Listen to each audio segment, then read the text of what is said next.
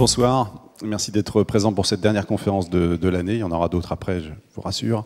On va donc parler de la Russie avec Laure Mandeville, qui est donc correspondante, qui a été, puisqu'elle n'est plus correspondante au Figaro pendant 20 ans en Russie, c'est ça ? Et qui s'apprête à rejoindre Washington dans quelques jours pour son nouveau poste toujours très prestigieux que celui de se retrouver donc aux États-Unis et qui va là aussi encore vivre au cœur de l'histoire avec l'élection de Barack Obama dans quelques jours. Dans ce livre, donc, La reconquête russe, vous nous proposez, et je vais vous citer très précisément, un regard sur l'incroyable roman de la Russie post-communiste qui se déroule sous nos yeux depuis 17 ans. Et vous le faites à travers notamment le portrait de deux personnages qui ont compté dans cette période. Mikhail Khodorkovsky, qui était l'ex-patron d'une compagnie pétrolière et qui est aujourd'hui incarcéré en Sibérie, dans des conditions d'ailleurs très difficiles. Il fut un des princes du capitalisme russe. Et puis un autre portrait, celui d'un ancien officier du KGB, devenu président, puis Premier ministre, Vladimir Poutine. Vous nous y racontez dans ce livre comment les oligarques ont réalisé un véritable hold-up sur les grandes entreprises et puis comment le clan des anciens du KGB est arrivé au pouvoir et a désormais déprivatisé ces mêmes entreprises. Et ce sont d'ailleurs les anciens du KGB qui sont d'ailleurs à leur tête aujourd'hui. Et puis vous nous parlez, vous nous dites comment aujourd'hui Vladimir Poutine a tenté et même réussi une reconquête intérieure et comment aujourd'hui il essaye de reconquérir aussi l'Empire. Voilà. Lourd programme de ce livre qui est, c'est vrai, un vrai roman. Je vous le disais tout à l'heure lorsque vous êtes arrivé, qu'on s'est vu à la gare. Moi, j'ai vraiment lu ce livre comme un vrai thriller politique. On est accroché du début à la fin. On va essayer de reprendre un peu la construction de ce livre. En quoi, justement, cette réalité russe tient-elle du roman, selon vous ? Oui, c'est vrai que je dirais que un journaliste qui a travaillé comme moi pendant 19 ans, en fait, pas tout à fait 20, puisque j'ai commencé, moi, ma carrière professionnelle au Figaro en mai 1989, et j'ai eu la chance de travailler immédiatement sur l'Europe de l'Est et l'URSS à l'époque. Les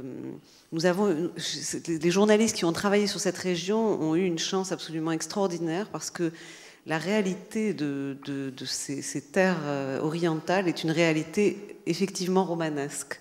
Romanesque, c'est-à-dire que tout personnage que l'on rencontre là-bas, par le destin qui a été le sien, par le parcours qu'il a pu avoir, les tragédies qu'il a traversées, pourrait faire l'objet d'un roman. Ça peut être des personnages de très haut niveau qui ont exercé des fonctions politiques très importantes ou de simples ouvriers rencontrés au hasard de pérégrinations à travers la Russie, des professeurs, des jeunes étudiants, des vieux paysans. Tous ont une histoire extraordinaire. Et il y a aussi en Russie quelque chose qui facilite finalement notre travail, c'est qu'ils ont un art de la parole. Il y a une capacité à dire dans ce pays qui vient peut-être du fait que la parole sur le plan public a souvent été verrouillée et qui fait que quand les gens se livrent, quand ils se mettent à vous parler, ils parlent d'une manière imagée, extraordinaire, authentique, et donc il est facile, quand ils vous prennent par la main, d'entrer à la fois dans leur psychologie et dans les méandres tortueux, parfois euphorisants, comme ça a pu l'être à la fin des années 89, enfin 89-90, et parfois dangereux et effrayants de la réalité politique et sociale de ce pays. Alors on va reprendre les grands moments, les grands épisodes que vous décrivez dans le livre. On ne rentrera pas évidemment dans tous les détails parce qu'il faut aussi le lire, ce livre. Alors le premier moment où vous dites que finalement tout bascula dans le mauvais sens pourrait être celui où l'État russe décida, c'était en 1992, de distribuer ses biens, ses entreprises pour, à l'époque, c'était en tout cas la volonté, réanimer l'industrie soviétique et couper avec le communisme. Mais le problème, c'est que ces entreprises, il ne va pas les vendre au peuple, il va les vendre aux membres de la nomenclatura et puis aux mafieux. Et là, pourquoi est-ce qu'à ce moment-là, ça bascule ? Oui, je crois que effectivement, dans ce livre, j'ai essayé de trouver ces moments, peut-être introuvables d'ailleurs, où les choses ont basculé du mauvais côté. C'est vrai que quand on commence, si vous le permettez, je voulais juste revenir un peu avant de répondre directement à votre question, revenir sur l'idée de cette extraordinaire espoir qui a surgi en Russie, comme dans le reste de l'Europe orientale, avec la fin du communisme et avec l'ère Gorbatchev et les dernières années de la décennie des années 80 et le début des années 90, où la Russie, à son tour, après l'Europe orientale, qui a connu toutes les révolutions de velours que vous connaissez, la Russie elle-même se sent happée par cet espoir de liberté énorme, politique, économique, et elle pense qu'elle va vers l'Ouest. Il y a un mouvement extraordinaire vers nous, vers l'Occident, qui dans l'histoire russe a toujours été finalement un repère absolument fondamental, un repère avec une force d'attraction colossale et de temps en temps, selon les périodes, au contraire quelque chose que l'on rejetait, une forme de miroir que l'on voulait briser par colère, par dépit, parce qu'on n'arrivait pas justement à rejoindre cet Occident idéalisé, modèle, on le rejetait. Et donc, fin 89, début 90, cet espoir est là, des réformes sont engagées, un peuple entier se met en route. Et ce qui est fantastique, c'est que nous avons vu ce peuple, nous autres journalistes, quand nous étions dans toutes ces réunions, il y avait une ambiance révolutionnaire, au sens premier du terme, avec des réunions incroyables où les gens venaient de toutes les provinces. Imaginez des auditoires comme le vôtre, où les bras se levaient en permanence pendant les rencontres, les gens, c'était comme une sorte d'immense cahier de doléances. Toutes les régions voulaient s'exprimer, expliquer quels étaient les problèmes qu'ils avaient à travers toute la société, dans le corps militaire, dans le parti, dans les usines. Enfin, c'était fantastique. Et puis, la fin de l'URSS arrive, le putsch 91, des choses qui se précipitent, l'éclatement de l'Empire, et cette équipe qui est projetée au premier plan, Yeltsin, et ces jeunes réformateurs qui n'ont jamais pratiqué la politique. Ce sont des théoriciens dont certains ont dit, pouvaient penser dans les années 80 encore, qu'ils étaient de doux idéalistes, de pouvoir imaginer un jour qu'on pourrait privatiser la propriété en Russie. C'était quelque chose qui paraissait complètement fou. Et d'ailleurs, à travers toute l'Europe de l'Est, et pour faire une parenthèse, moi j'ai eu un ami qui a étudié avec moi chez Carrère d'Ancos, que vous avez cité en 1986, et qui est devenu vice-ministre de l'économie en Pologne. C'était un Polonais. Et il a étudié la propriété privée. Qu'est-ce qui pourrait se passer si on introduisait la propriété privée en Pologne? Il ne pouvait pas imaginer que presque, que ce serait 96, oui, 12 ans plus tard, il deviendrait vice-ministre des privatisations en Pologne. Donc il devrait prendre en main l'action, après avoir été un simple observateur. Et c'est ce qui s'est passé pour cette équipe des jeunes réformateurs yeltsiniens, qu'on a beaucoup critiqué par la suite en disant qu'ils avaient fait n'importe quoi, que la thérapie de choc avait été un choc sans thérapie. Autant de choses qui sont assez vraies, que je raconte dans mon livre, mais c'est vrai qu'il manquait d'instruments, il manquait de modèles. Comment sortir du communisme? C'était une question majeure. Et donc, ce qu'ils se sont dit, c'est que ils avaient très peu de temps. Et c'est vrai qu'ils avaient très peu de temps. Yegor Gaïdar et Anatoly Choubaïs, qui ont été les deux grands capitaines en fait, de ce passage à l'économie de marché. Qui étaient conseillés par des Américains d'ailleurs. Qui étaient conseillés absolument par des Américains, notamment des Américains de l'université de Harvard, se sont dit on a très peu de temps, les forces de la réaction sont tapies dans l'ombre, ils attendent, ils n'ont jamais avalé de la fin de l'URSS. Au moindre faux pas, ils reviendront et nous serons balayés. Et c'était vrai. Ce que nous voyons d'ailleurs peut-être pas suffisamment à l'époque, c'est qu'ils étaient sur un volcan permanent.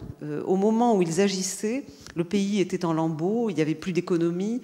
Le fait que l'URSS se soit éclaté avait fait que tous les circuits économiques de base avaient été coupés. Certaines entreprises se retrouvaient en Ukraine, mais étaient coupées de la Russie. Enfin, à travers tout l'Empire, où il y avait eu une forme de division du travail international socialiste, avec des usines qui faisaient les boulons dans une république, et on faisait le métal dans une autre, etc. Tout ça volait en éclats. Ce système était complètement...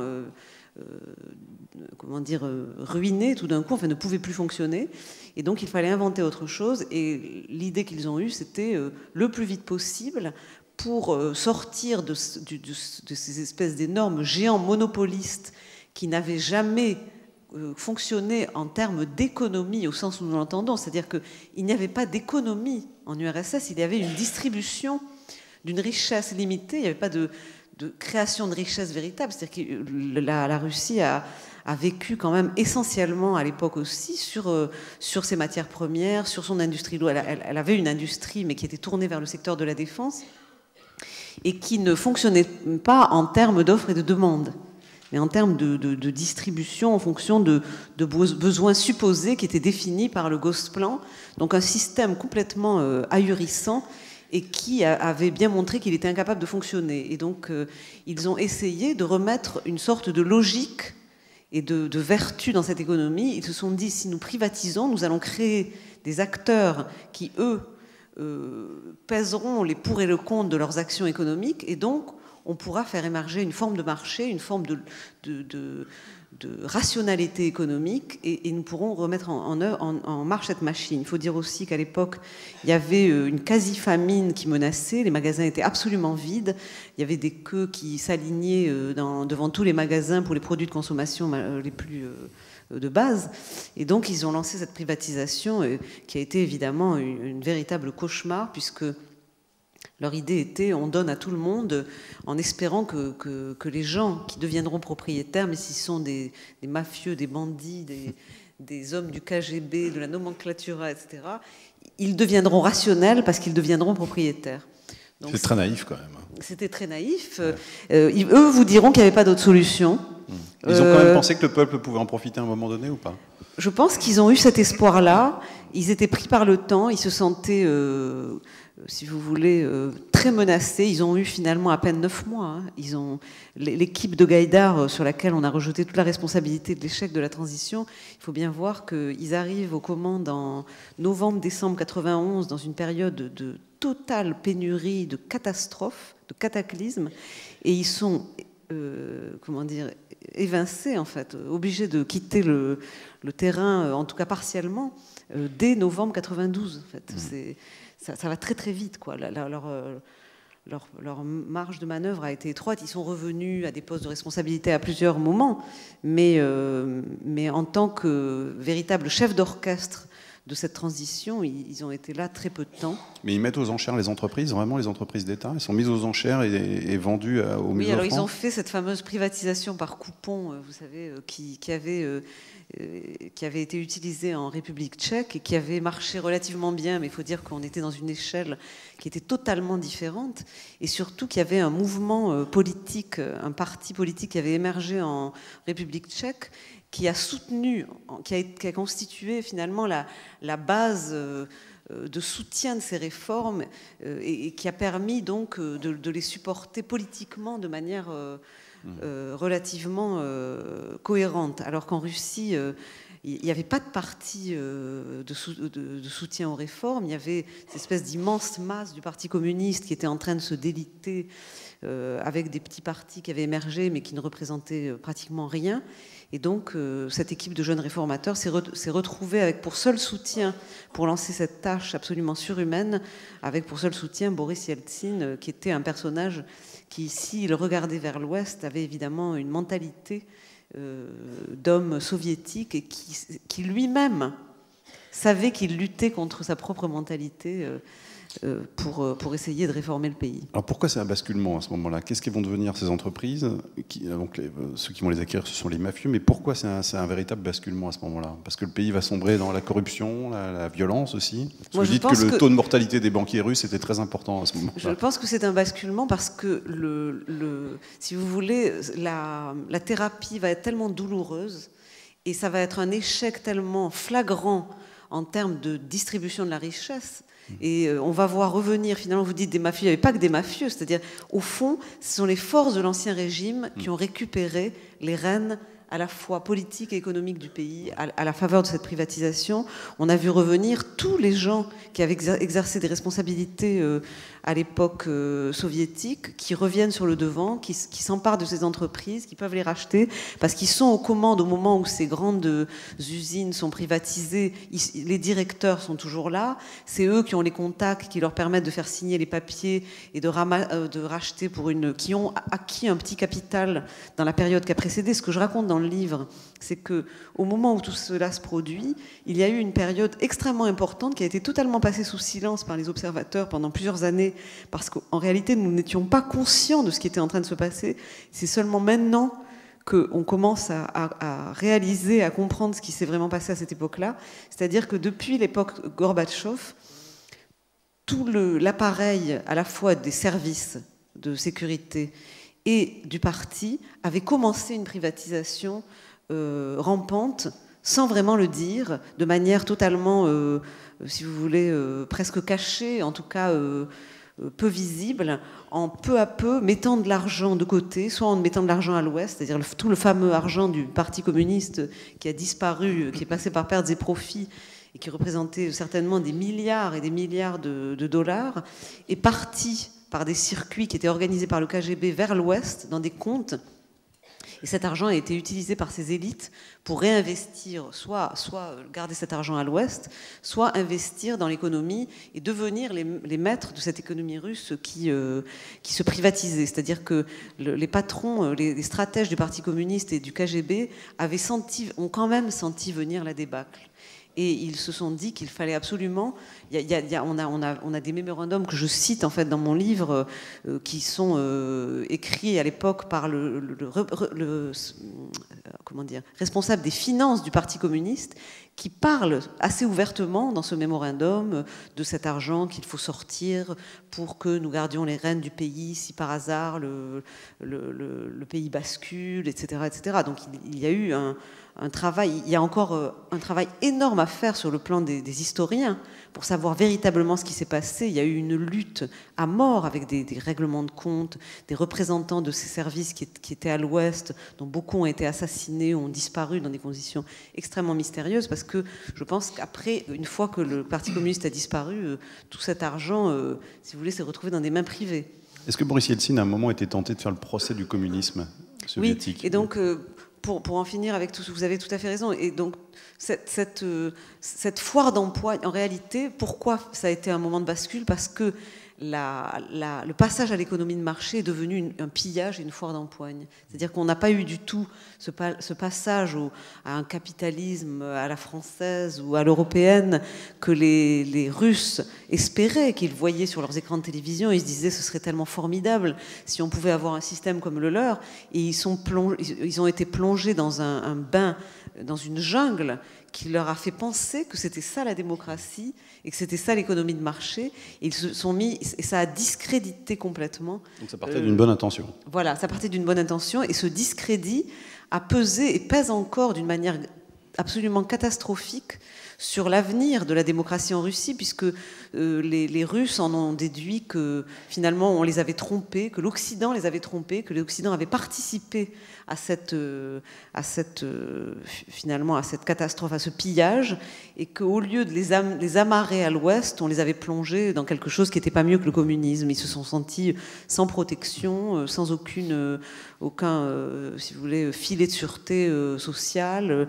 Ça a été une catastrophe. Et alors, dans les raisons que je recherche, cette région est absolument capitale.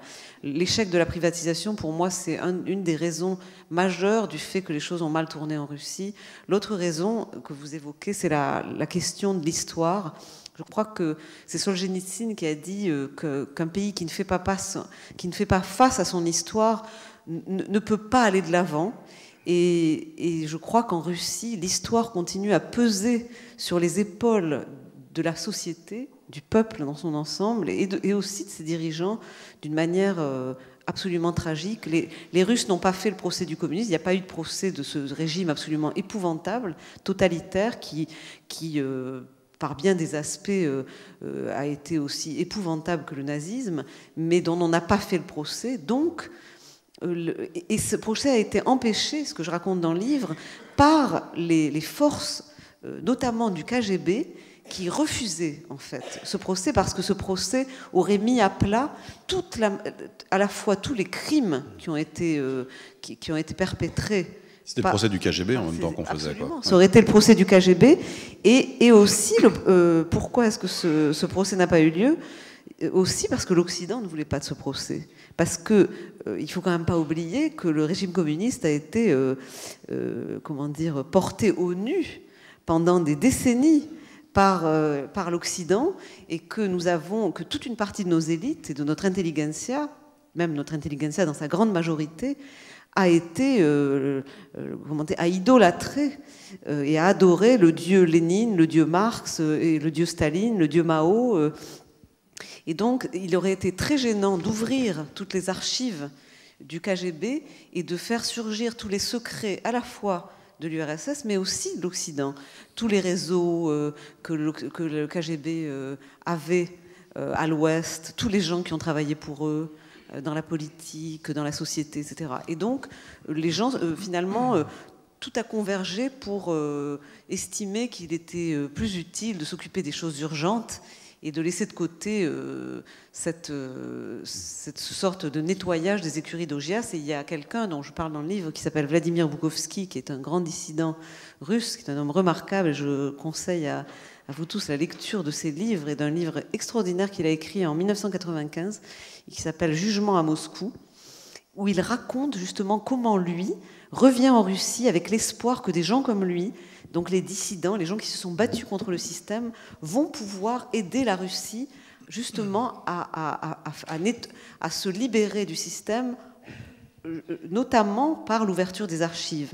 Et comme il est assez ami avec Yeltsin à l'époque, il essaie de le convaincre d'ouvrir les archives. Et Yeltsin veut le faire. Il veut faire le procès du communisme, mais il est assailli par des forces tellement puissantes que peu à peu, il va lâcher. Et en quelques mois, entre 91 et 92, ce que raconte très très bien Vladimir Boukhovski, il fait retraite, il bat en retraite, il s'avère incapable, face à tous les défis auxquels il est confronté, de marquer des points dans ce domaine-là. Et peu à peu, les archives vont se refermer extrêmement vite. Alors Boukhovski va réussir à arracher ce qu'il appelle le fonds présidentiel, c'est-à-dire un fonds qui, une partie des archives du KGB et du parti, enfin je pense que c'est essentiellement les archives du parti, qui vont être mises sous la responsabilité exclusive de Yeltsin. Et Yeltsin ensuite ouvrira ce fonds à un certain nombre d'historiens. Il va y avoir une bataille absolument homérique pour justement y avoir accès, et Boukhovski va pouvoir mettre la main notamment sur des archives très très intéressantes qu'il ramène en Occident dans la deuxième moitié des années 90, et il dit aux Occidentaux: j'ai des choses fantastiques sur vous, sur ce qui s'est passé, sur notre rapport à l'URSS. Et personne ne s'y intéresse. Tout le monde lui dit: écoutez, non, tout ça c'est du passé, c'est pas important. Ce qui est important, c'est ce qui se passe aujourd'hui en Russie. Et il leur dit: mais ce sera essentiel pour que la Russie se relève, pour qu'elle aille de l'avant. Il faut qu'elle solde ses comptes avec son passé, il faut qu'elle reconnaisse ses erreurs, il faut que ce système soit condamné, qu'il soit jugé, et ce ne sera pas fait. Alors on va avancer. C'est vrai que si à un moment Yeltsin était tenté d'avoir un certain élan de démocratie, tout cela va basculer au mois de décembre 1994, où là vous dites que c'est la seconde erreur, et peut-être la pire des catastrophes, c'est donc l'entrée des chars russes en Tchétchénie. Là pour vous, c'est encore une fois une étape décisive qui va plonger la Russie définitivement la faire revenir en arrière en quelque sorte. Ouais. Absolument, je crois que c'est le moment où, dans la bataille qui se joue autour du président, ce président qui ressemble de plus en plus au fur et à mesure que les mois passent à un Gulliver empêtré, qui est empêtré dans son Kremlin, où malgré la popularité qu'il a et le contact qu'il avait, je dirais, presque charnel avec son peuple, parce que c'est vrai que le Yeltsin du début est un homme qui a une relation charnelle avec la population, les gens l'aiment, il arrive de manière intuitive à comprendre ce qu'il pense. Comme tous les tsars, c'est un peu une sorte je dirais, de fatalité russe, retranché derrière les murs de briques du Kremlin. Il est de plus en plus enserré derrière des rangées de conseillers plus raspoutines les uns que les autres, qui sont là soi-disant pour le conseiller, mais en réalité lui chuchoter dans l'oreille les complots des uns contre les autres, essayer en réalité de prendre le pouvoir à sa place, etc. Et donc il y a la fameuse crise de 93 déjà, qui est une première tragédie, et la deuxième où il fait bombarder, comme vous savez, au terme d'une guerre fratricide avec les forces du Parlement, qui sont des forces très réactionnaires, il va se résoudre à bombarder le Parlement, ce qui est épouvantable, et qui, comment dire, signe, je dirais, quasiment le deuil du pouvoir parlementaire en Russie pour longtemps. Et donc c'est un contre-pouvoir émergent qui est balayé. Voilà, qui est balayé. Et ensuite, il y a quelques mois plus tard, alors que le président commence à avoir des problèmes, parce qu'au fur et à mesure que tous ces problèmes s'accumulent, il se met à boire plus, il est malade, etc. Et le parti de la guerre, ce qu'on a vu nous surgir, c'était totalement surréaliste au début. On peut difficilement imaginer ça quand nous on parle de parti de la guerre, on se dit mais de quoi parlent ces journalistes? Mais c'est peu à peu un parti de gens qui se coalisent à l'intérieur des services, de l'armée, du ministère de l'Intérieur, d'un certain nombre de forces conservatrices qui sentent que leur heure est venue et qui peuvent revenir dans le jeu et qui se fédèrent autour de lui. Et peu à peu le pousse dans la direction de cette aventure tchétchène, ouais, en le convainquant que c'est la seule manière de résoudre le problème, parce que cette question tchétchène pourrit en réalité depuis 1991, puisque les Tchétchènes ont proclamé leur souveraineté en 91 en même temps que les républiques fédérées comme la Géorgie, l'Ukraine, les Pays-Bas, etc. Ils pensent qu'ils ont autant de légitimité à avoir leur indépendance, parce qu'ils se sont battus depuis des siècles, enfin pendant plusieurs siècles avec les Russes, plus que les Géorgiens même, et ils se disent pourquoi pas nous, puisque les Géorgiens sont partis et nous on s'est battus, on n'a jamais cessé de se battre en réalité, et on a été déportés en 1944, etc. Et donc il y a eu cette question tchétchène pourrie, parce que Yeltsin a l'esprit ailleurs, il est occupé, il n'en s'en occupe pas. Et en 1994, on le pousse à faire ça en lui disant « ça sera pour vous une manière de revenir dans le jeu, parce que les élections sont en 1996, sont dans 2 ans, sinon vous allez perdre le pouvoir, etc. etc. » Et par une sorte de, si vous voulez, presque de révolution de palais, puisqu'il n'est pas présent au Kremlin au moment où est prise la décision d'intervention. En 1994, alors qu'un certain nombre de gens proches de Yeltsin, qui sont des réformateurs, nous assurent que personne n'ira jamais en Tchétchénie, la décision est prise d'intervenir. Et donc, cette espèce d'engrenage tragique, tellement typique de la Russie, où au moment où la tragédie se noue, personne ne sait qui a pris la décision. Et pourquoi la tragédie s'est nouée, et pourquoi on est parti là-bas, et pourquoi on y va, etc. Et donc après, il y a cet engrenage, ils s'embarquent dans cette aventure épouvantable. Qui fait des milliers de morts, d'ailleurs. Et moi, je pense effectivement que c'est une... qui va faire des dizaines de milliers de morts pendant la Première Guerre, et autant pendant la Seconde Guerre, cette guerre va recommencer en 1999, et la guerre de Tchétchénie va devenir finalement, si vous voulez, le point... où se croise, le point de rupture, ouais. Voilà, où la Russie, qui avait finalement lâché sans guerre son empire, avait renoncé, ce qui était quelque chose d'absolument extraordinaire. Et moi, j'ai toujours rendu hommage à Yeltsin pour avoir accepté la perte de l'empire sans guerre. Et je pense qu'on ne l'a pas suffisamment remercié à l'époque pour ça. Contrairement à Milosevic, qui lui a lancé une guerre de conquête quand la Croatie a proclamé son indépendance. Vous avez un parallèle qui est évident. Hein. L'Ukraine proclame son indépendance. Yeltsin est le premier à reconnaître l'indépendance de l'Ukraine. La Croatie proclame son indépendance. Milosevic déclare une guerre de reconquête. Mais la Tchétchénie, c'est finalement... Ils vont payer pour tout ce qui a été accepté sans broncher. C'est une sorte de vengeance à retardement. Et c'est pour ça que ça va être absolument terrible. Finalement, Poutine marche pas mal dans les pas de Yeltsin, parce que finalement, il a fait la même chose avec la Géorgie.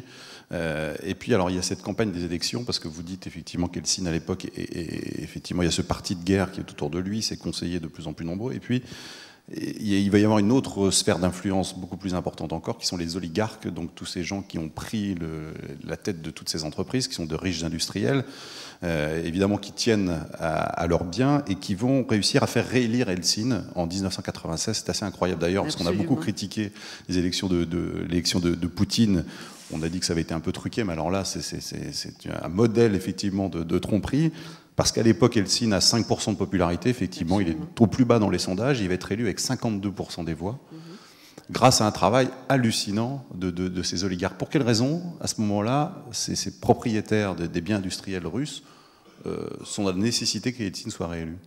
Écoutez, justement, c'est l'autre grand, effectivement, grande histoire de la période Yeltsin. Donc, d'une part, la réémergence de toute la nébuleuse des services dont je viens de parler, et de l'autre, c'est l'émergence de ces monstres, de ces nouveaux monstres privés qui vont être les grands oligarques qui vont s'emparer des fleurons de l'économie russe, qui à l'époque ne sont pas vraiment des fleurons, entre parenthèses, puisqu'ils sont dans un piètre état, mais qui sont les grandes valeurs, disons, de l'économie russe, dans le secteur pétrolier, le secteur des métaux, du nickel. Et donc, ce qui se passe, c'est qu'en fin 95, le budget de l'État russe est absolument vide. C'est une période catastrophique. Le prix du pétrole est absolument ridicule. Et donc, on peut se demander ce qui serait passé sous Yeltsin s'il avait bénéficié d'un prix du pétrole semblable à celui de Poutine. On n'aurait peut-être pas eu toute cette épouvantable évolution de la Russie. Mais donc, Choubaïs, qui est revenu aux commandes cherche désespérément de l'argent pour payer des salaires qui ne sont pas payés. Il y a 2 ans de retard sur les paiements des retraites, des salaires des professeurs, etc. Il n'y a plus d'argent en Russie. Et donc, une idée émerge dans la tête d'un homme d'affaires qui s'appelle Vladimir Potanin et qui va devenir un des grands manias, un des grands oligarques de cette époque, et qui dit, ben voilà, nous, on est prêts à racheter ces fleurons de l'économie russe et on fait un échange, c'est-à-dire qu'on vous donne de l'argent, des crédits pour le budget, et si vous ne nous remboursez pas d'ici 9 mois, on récupère les fleurons. C'est ce qu'on a appelé le fameux échange pré-contraction. Et cet échange absolument faramineux qui a fait que pour quelques centaines de millions de dollars, enfin même pas, hein, c'était dans l'ordre de 150, 160 millions de dollars, ces immenses entreprises du secteur énergétique notamment sont tombées dans la besace de ces fameux oligarques et ont fait d'eux, ont fait qu'ils sont passés du statut de petits, hommes d'affaires cyniques, profitants, surfant sur la vague de la perestroïka, à des sortes de monstres qui sont devenus des principaux personnages de la fin de l'ère yeltsinienne. Et donc ils ont récupéré ces fleurons et ils ont payé leur écho en mettant un argent fou pour faire réélire Yeltsin en 1996 dans la foulée de ce pacte que d'aucuns ont qualifié de faustien. Parce que c'était la seule manière pour eux, effectivement, d'obtenir ces entreprises si Yeltsin était réélu. Absolument. Ouais. Et donc, ce qui s'est passé, c'est que Yeltsin a été réélu parce que tous ces oligarques ont racheté dans la foulée, ayant de l'argent, les grandes chaînes de télévision russes. Et il y a eu un matraquage spectaculaire sur ces chaînes en faveur de Yeltsin. On a présenté le Parti communiste comme une force apocalyptique qui ramènerait la Russie à l'époque de la revanche rouge, ce qui n'était pas non plus totalement faux, il faut reconnaître aussi, parce qu'il faut voir ce qu'était le Parti communiste à l'époque où tout ça se passe.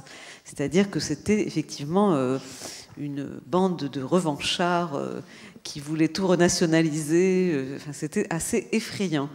Non, ce qu'on peut reprocher, à mon avis, en premier lieu à l'équipe de Yeltsin et à l'équipe des oligarques, c'est qu'ils ont détruit la troisième force qui aurait pu émerger en 96 et justement incarner une voie moyenne entre le yeltsinisme qui s'était discrédité et le Parti communiste. Et il y avait un certain nombre de forces qui émergeaient, des sociaux-libéraux, il y avait le général Lebed qui avait essayé de faire une alliance avec Grigory Yavlinsky, qui était un économiste qui lui avait beaucoup critiqué la thérapie de choc, qui avait proposé une approche de la privatisation beaucoup plus graduelle et apparemment intelligente. Et ces gens-là ont été menacés, écartés ou cooptés pour empêcher qu'ils émergent comme une troisième force indépendante. Et ça, je crois que ça a été véritablement un moment tout à fait négatif et terrible, puisque Yeltsin est revenu alors qu'il était extrêmement malade, totalement discrédité, et ça a été la grande époque des oligarques, la fin de l'ère yeltsinienne que moi j'ai suivi en direct, parce que j'étais correspondante à ce moment-là en Russie, enfin sur place, et qui a été une sorte de, si vous voulez, de danse au-dessus du volcan, avec ce tout à fait effrayante, et qui s'est terminée par la mise en orbite de Vladimir Poutine, qui constitue, il ne faut pas se leurrer, non pas une rupture au départ, mais un compromis historique entre les deux forces majeures qui ont émergé à la fin de l'ère Yeltsin, et qui sont justement les oligarques et les services, en fait, tout le système de sécurité, et qui se mettent d'accord sur ce personnage parce qu'il incarne à la fois ces deux forces. Il a été dans l'équipe Yeltsin depuis des années, et en même temps il vient du monde des services, et les oligarques pensent qu'il va être leur créature et qu'il va perpétuer le régime qui est le leur. Et ce que je raconte, c'est une époque totalement romanesque. Moi j'ai beaucoup à l'époque fréquenté ces oligarques, et notamment Boris Berezovsky, qui était sorte de Deus ex machina, qui a joué un rôle crucial pour la mise en orbite de Poutine, et qui était persuadé d'être Dieu et d'être l'homme qui gérait toute la politique en Russie, qui pouvait déclencher une petite guerre pour faire un habit de lumière à M. Poutine, et qui ne s'en cachait pas. Et je me souviens l'avoir accompagné dans son avion privé quand il s'est présenté à la députation en décembre 1999, parce qu'il se disait quand même, il vaut mieux que je sois député parce que j'aurai une immunité parlementaire pour le cas où. Et nous avions dîné avec lui dans une petite maison qu'on lui avait construite en 3 semaines pour qu'il soit à l'aise, avec une magnifique cheminée, des brochettes de saumon, un serveur en livret, tout ça dans une république caucasienne meurtrie de pauvreté, de désolation, et où il y avait ce personnage qui expliquait à la population dans des réunions où il y avait des centaines de gens qu'il fallait l'élire lui, parce que certes il pouvait leur apparaître comme quelqu'un de corrompu, mais lui au moins avait de l'argent, donc il les paierait pour qu'il soit enfin riche. Et ce qui était incroyable, c'est qu'au début de ces réunions, les gens avaient envie de lui lancer leurs chaussures à la figure, permettez-moi. C'est à la mode en ce moment en plus. Il y avait des babouchkas en colère qui avaient l'air de le vomir, qui disaient qu'elles voulaient le pendre au début de ces réunions, et à la fin des réunions, elles l'applaudissaient à tout rompre, et elles allaient en procession vers le petit bureau où il s'installait pour recueillir leurs requêtes, et en disant, voilà, moi j'ai un fils malade, ou j'ai un oncle qui est en prison, est-ce que vous pouvez faire quelque chose pour lui, etc. Il disait, je note, Boudim Dieu, on fera quelque chose. Et donc c'est comme ça qu'il a été élu en Karatchaïevo-Tcherkessie, et qu'il a cru qu'il allait continuer. Et je me souviens, je lui avais dit, mais n'avez-vous pas peur, Boris Abramovitch, que M. Poutine se retourne contre vous? C'est quand même un homme du KGB, et qu'il décide un tout autre mode de fonctionnement une fois qu'il sera président. Il m'avait dit, vous n'avez rien compris à ce qui s'est passé en Russie toutes ces années. Aujourd'hui, nous sommes devenus un pays normal. C'est l'argent qui est plus important que la politique en Russie. Et il avait visiblement fait une erreur absolument colossale, majeure, dont il ne s'est jamais remis. Et il est aujourd'hui exilé à Londres et guettant une possible faille dans la cuirasse de son adversaire juré, qui est devenu M. Poutine. Mais vous avez vu qu'un de ses proches collaborateurs a été empoisonné avec des matières nucléaires. Donc ces affaires ne sont pas au meilleur. Alors, juste pour revenir sur l'élection d'Eltsine, vous dites effectivement, quand on s'étonne du fait que les élections ne sont plus libres sous Poutine, il faut revenir à 96. C'est à ce moment-là que tout a basculé, que les dés ont été pipés. Poutine n'a fait qu'approfondir et parfaire le mécanisme inventé pour faire élire Eltsine. Les falsifications, les votes achetés, la propagande, tout cela remonte à 96. Alors Poutine, on va en parler, c'est vrai qu'il a eu une ascension incroyable, fulgurante. Il a même été chauffeur de taxi 10 ans, 15 ans avant d'être élu président. Et puis alors, il y a une période de l'histoire, vous dites d'ailleurs que c'est un des sujets tabous de la Russie poutinienne. Moi, j'avais totalement oublié cette période-là. Le 4 septembre 1999, il y a des attentats qui sont commis en Russie, qu'on attribue à des Tchétchènes. Il y a quand même 300 morts civils russes. Et en fait, vous dites que, enfin ça a été dit aussi à l'époque, tout le monde ne le croit pas, que Poutine aurait organisé ces attentats pour pouvoir avoir la confiance du peuple, en fait, devenir un homme fort qui allait combattre les Tchétchènes. Alors je ne le dis pas comme ça. Hein. Non, bien sûr, je fais un raccourci très rapide. Hein. Sinon, je me retrouverais avec un procès sur le dos immédiatement. Non, mais c'est vrai que mon livre présente la succession. Si vous voulez, ça a été, je dois vous dire, pour un journaliste occidental qui pourtant pensait avoir une grosse expérience de ce qu'est la politique dans un pays instable, déstabilisé, ce que peut être la raison d'État. Ça a été une période pour nous, journalistes, très très noire, parce que quand vous, peu à peu, vous commencez à vous poser des questions sur ce qui se passe autour de vous, que vous voyez des immeubles exploser à vos portes, que vous voyez une guerre se déclencher dans des conditions extrêmement douteuses au Caucase, et que vous apercevez que c'est seulement quand ces attentats se produisent que soudain Vladimir Poutine devient une personnalité potentiellement présidentiable, et que vous mettez peu à peu, bout à bout, tous les éléments du puzzle, vous vous posez des questions qui sont tellement dérangeantes que vous commencez à avoir peur des réponses que vous pourriez avoir. Et on a été très nombreux, enfin tous les journalistes occidentaux qui ont vécu cette période épouvantable où il y a eu à la fois cette horrible deuxième guerre de Tchétchénie qui s'est passée quasiment à huis clos, puisque la presse russe, qui avait joué un rôle capital pendant la première guerre pour mettre à jour ce qu'il se passait sur le terrain tchétchène, et donc qui a permis d'arrêter cette guerre, n'était plus présente à nos côtés pendant la seconde guerre de Tchétchénie, puisque l'opinion avait été totalement verrouillée, c'est-à-dire il y a eu un verrouillage des médias qui a été opéré. La chaîne de télévision NTV, qui était une chaîne tout à fait indépendante du pouvoir sous Yeltsin, ne l'était plus sous Poutine. Et donc, ça a été un blackout total au niveau russe de l'information sur ce qui se passait. Et croyez-moi, ça a été absolument atroce. Et je crois que les Occidentaux n'ont pas encore vraiment pris la mesure de ce qui s'est passé en Tchétchénie pendant cette période, des massacres, des tortures, de la destruction, je dirais, presque totale d'une population et d'une république qui s'est produite pendant cette période, disons, dans le silence quasi total sur le plan diplomatique occidental.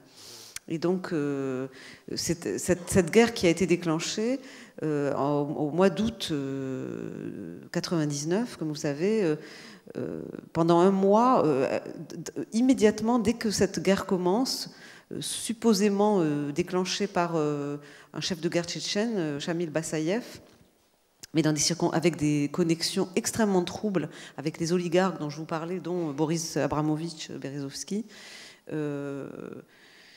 Cette guerre, les semaines passent et Poutine, qui a été nommé Premier ministre, et donc on s'imagine que comme la succession d'Yeltsin approche et que cette succession est l'obsession du Kremlin à l'époque, ils ont très très peur de perdre le pouvoir parce qu'une autre équipe s'est formée autour du maire de Moscou, Yuri Lushkov, et d'un ex-premier ministre qui est aussi un ancien des services, qui s'appelait Evgeny Primakov, qui semblait devenir une force politique colossale et dont la famille Yeltsin et les oligarques avaient peur qu'ils leur prennent le pouvoir. Et donc ils avaient organisé cette désignation d'un nouveau Premier ministre dans l'espoir que peut-être le nom de Poutine allait permettre de fédérer autour de lui la succession Yeltsin. Sauf qu'il est complètement inconnu à l'époque. Hein. Personne ne connaît Poutine à l'époque. Hein. Personne ne le connaît, c'est un personnage absolument inconnu. Les gens ne croient pas une minute qu'il puisse rester plus de 2-3 mois au poste de Premier ministre. On pense qu'il va y avoir un nouveau Premier ministre, que cette valse des Premiers ministres va continuer, que Yeltsin ne s'arrêtera pas sur lui parce qu'il n'a aucune légitimité politique, il n'a jamais été à un poste électif, on ne le connaît pas, c'est un homme du KGB, donc ça fait peur. Malgré tout, les Russes se souviennent de ce qu'a été le KGB. Et puis ces attentats éclatent début septembre, une série d'attentats épouvantables dans des banlieues ouvrières, à la fois à Moscou et dans plusieurs villes de Russie. Et peu à peu vient l'idée, dans les milieux, disons, informés, journalistiques russes, politiques, etc., qu'il y a peut-être derrière ces attentats la main du pouvoir et cette certitude ne va cesser de croire au fur et à mesure que Poutine entame, à partir du moment où ces attentats sont commis, une montée absolument au firmament de sa popularité. Il devient une sorte de sauveur qui décide à ce moment-là, comme vous pouvez vous en souvenir, de buter les Tchétchènes jusque dans les chiottes et d'en finir avec cette Tchétchénie qui représente un guêpier épouvantable pour la Russie. Mais ça va être surtout un habit de lumière pour emporter la présidentielle russe. Et ce que moi, j'argumente, je ne voudrais pas trop revenir là-dessus parce que je ne voudrais pas dire des choses que je n'ai pas dites, mais notre thèse est évidemment que le soupçon sur un complot qui viendrait de certaines franges du pouvoir ou des services russes, évidemment un soupçon extrêmement prononcé, comme vous pourrez le voir dans mon livre si vous le lisez. Alors, donc Poutine est élu, et puis il y a toujours ces oligarques qui sont là, et puis qui peuvent aussi craindre pour leur pouvoir. Et Poutine va signer un pacte avec eux. En quoi consiste ce pacte à ce moment-là, et quel est l'intérêt, lui, de négocier avec ces oligarques, Poutine? Alors au départ, je pense qu'il ne se sent pas du tout assuré, et il arrive quand même dans une configuration de force qui n'est pas si évidente. Il est entouré, il garde d'ailleurs un Premier ministre qui est issu de l'ancienne équipe. Son chef de l'administration présidentielle est un homme qui a été un homme de Berezovski, qui est l'homme qui a opéré toute sa montée en puissance de Poutine, mais qui l'a fait en réalité, qui s'appelle... son nom va m'échapper au moment où je dois vous le donner. Donc, bref, excusez-moi, enfin, un homme très important et qui est le chef de l'administration présidentielle, qui est lui-même d'ailleurs un homme qui a surgi nulle part 6 mois plus tôt, mais qui, en devenant chef de l'administration présidentielle, s'est retrouvé au cœur du pouvoir. Et en Russie, être au cœur du pouvoir, c'est déjà avoir tout le pouvoir. C'est une des leçons que j'ai tirées de ce pays, c'est que si vous êtes au Kremlin, vous avez le pouvoir. Et si vous êtes hors du Kremlin, vous n'êtes plus rien. Et donc, Poutine va d'abord composer avec ces gens-là. Il va réunir les oligarques au Kremlin. Alexandre Voloshin. Voloshin, merci. Alexandre Voloshin. Il va les réunir au Kremlin, les principaux oligarques qui se réunissaient toujours avec Yeltsin à l'époque yeltsinienne. Et on parlait toujours de ces sortes de politbureaux version post-communiste à l'époque, et là il les réunit, et moi je me souviens, j'ai assisté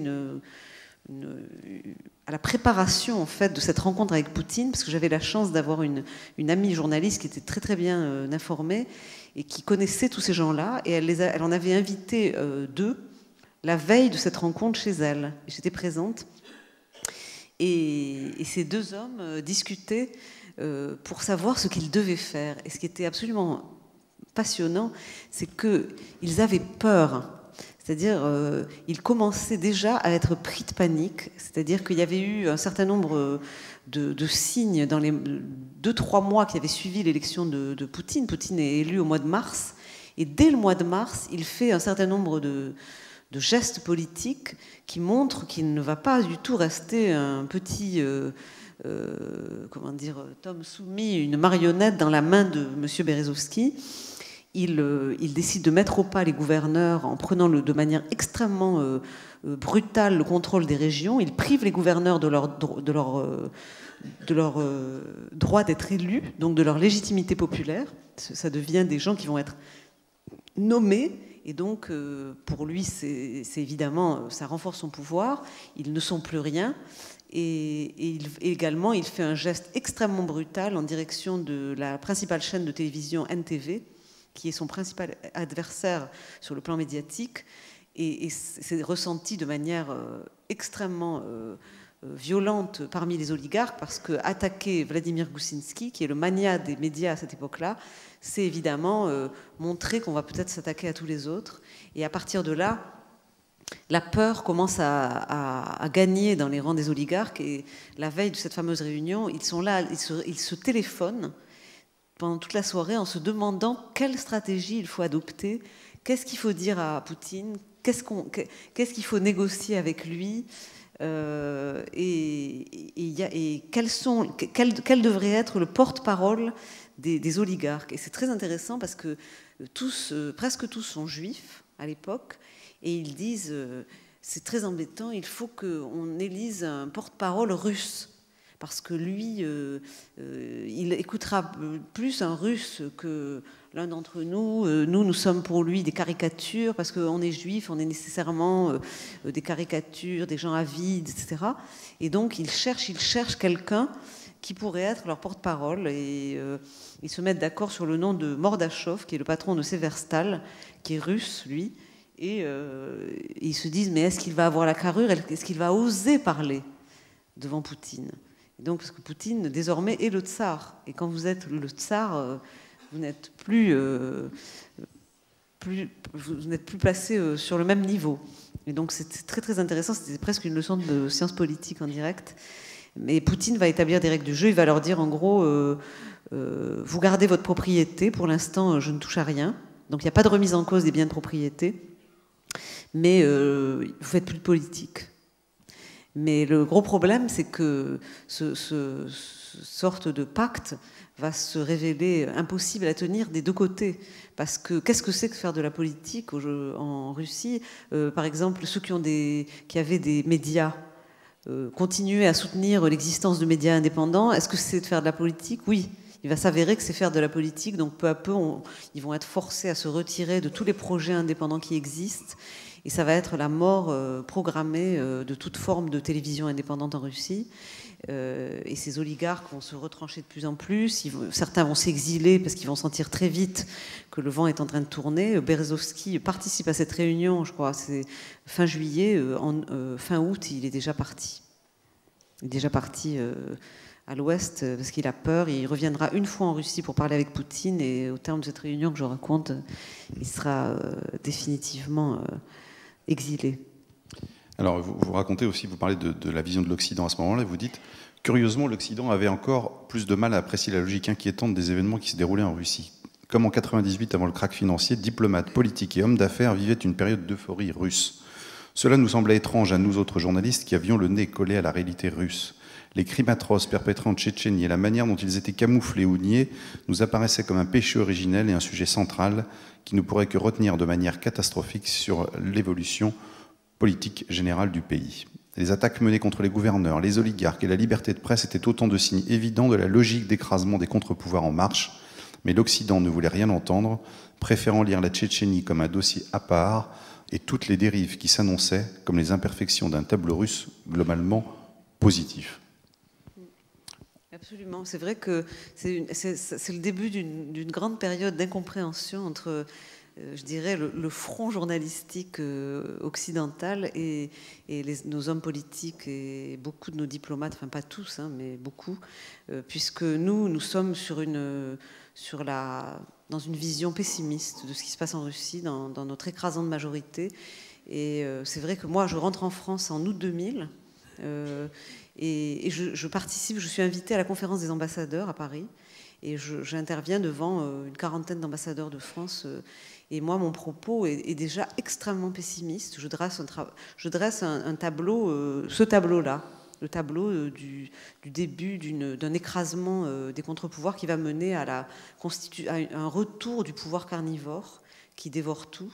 Et donc la menace que ça peut faire peser à la fois sur le projet démocratique russe, mais aussi sur notre relation avec la Russie. Et mon auditoire est extrêmement surpris, c'est-à-dire que je suis en total porte-à-faux avec cet auditoire qui, lui, a l'impression qu'on est face à un homme qui va remettre de l'ordre, cette idée d'ordre, de stabilité.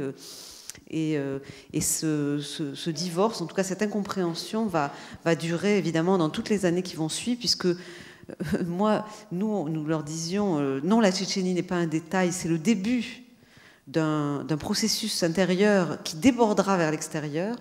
Et eux nous disent non, c'est un dossier à part, il faut le traiter comme tel. Et en réalité, ce qui s'est passé en Russie, c'est nous la réalité nous a donné raison, puisque la Tchétchénie a été le début d'un processus de reconquête et d'écrasement, en fait, de reprise en main de l'ensemble de l'espace politique russe par ce pouvoir qui est devenu un pouvoir tchéquiste, c'est que peu à peu, ils ont repris le contrôle de tout. C'est-à-dire, de la même manière qu'ils avaient écrasé, d'une manière, avec une brutalité incroyable, les Tchétchènes, au lieu d'essayer de trouver un modus vivendi, enfin, de trouver une issue politique, ce que j'appellerais une issue politique à ce conflit. Je ne dis pas qu'il fallait accepter tout ce que les Tchétchènes leur demandaient. Non, je ne dis pas ça. Je dis il était impossible, que la manière dont ça s'est passé fait que ce dossier n'est pas réglé et qu'il y a eu un écrasement militaire violent, brutal, absolument effrayant